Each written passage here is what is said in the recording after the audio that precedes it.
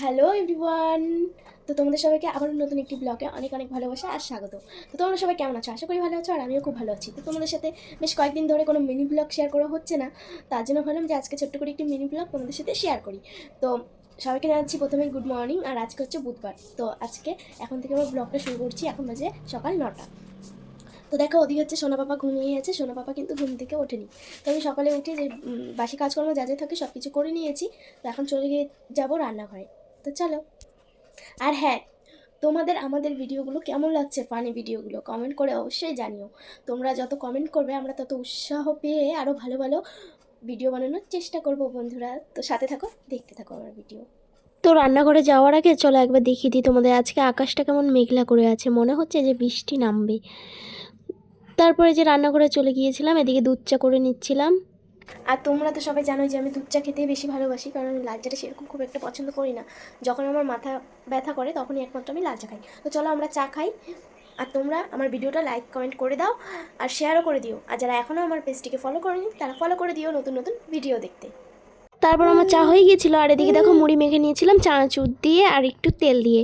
আমি আর বর খেয়ে নিয়েছিলাম। দেখো এই যে চাটা খেয়ে যে আমি রান্নাঘরে চলে এসেছি। এখন এখানে দেখো যে আলু আর করলা ভাজা করব, তার জন্য কেটে নিয়েছি। আর এখানে দেখো আমার ভাতটাও হয়ে গিয়েছে।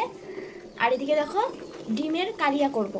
যেহেতু আমরা মানুষই দুজন, তার জন্য 4টা ডিম নিয়েছি, দুবেলা হয়ে যাবে। রাত্রেবেলা আমি আবার রান্না করি, তার জন্য। আর এখানে হচ্ছে ডিমটা বসিয়ে দিয়েছি, ডিমটা সিদ্ধ হলে নামিয়ে নেব। তারপর এদিকে দেখো আমার ডিমগুলো সিদ্ধ হয়ে গেছিলো, আর আমি এদিকে নামিয়েও নিয়েছি। এখন ডিমগুলোকে আমি ভালো করে ছুলে নেবো, মানে খোসাটা ছাড়িয়ে নেব। আর বন্ধুরা, তোমরা কে কে ডিম খেতে ভালোবাসো? আমার কিন্তু ভীষণ ভালো লাগে। আমার যেদিন মাছ না হয় সেদিন আমি ডিম আমার লাগবে, আমি একটার জায়গায় 2টো ডিমও খেয়ে নিতে পারি। তারপর দেখো এখানে ছুলে ভালো করে হলুদ লবণ মাখিয়ে নিয়েছি ডিমগুলোতে। আর এখন ডিমগুলো আমি ভেজে নেব, একটা একটা করে দিয়ে দিলাম। আর এদিকে দেখো আমি ঢাকা দিয়ে দিয়েছিলাম, কারণ ডিম তো ফোটে ওর জন্য। তারপর দেখো এখানে ডিমের কারি করার জন্য যা যা মশলা লাগে সব কিছু আমি পেস্ট করে নিয়েছি মিক্সিতে। তারপরে এদিকে দেখো আমার ডিমগুলো ভাজা হয়ে গেছে। এখন আমি ডিমের কালিয়াটা বসিয়ে দেবো, তার জন্য কড়াইয়ে তেল দিয়ে দিয়েছি আর তেজপাতা জিরে সম্বাদ দিয়ে দিয়েছি। আর এদিকে দেখো আমি কিন্তু আলু করলা ভাজাটাও বসিয়ে দিয়েছি। তো বন্ধুরা, এদিকে আমার রান্না হতে থাক, আর চলো বাইরে গিয়ে তোমাদের একটু দেখাই বৃষ্টি পড়ছে। এই যে দেখো, দাঁড়াও ভালো করে দেখাচ্ছি। ঠান্ডা যেতে না যেতেই বৃষ্টি শুরু হয়ে গেল। তারপর দেখো বন্ধুরা আমার রান্না হয়ে গিয়েছিল, ওটার ভিডিও আর করা হয়নি। তারপরে যে আমরা খেয়ে নিয়েছিলাম দুজনে। আর এদিকে দেখো বড়মশাই আজকে রেনকোট পরে তারপরে অফিস যাচ্ছে। আর ওদিকে সোনা পাপা দাঁড়িয়েছিল ওর পাপার গাড়িতে ওঠার জন্য।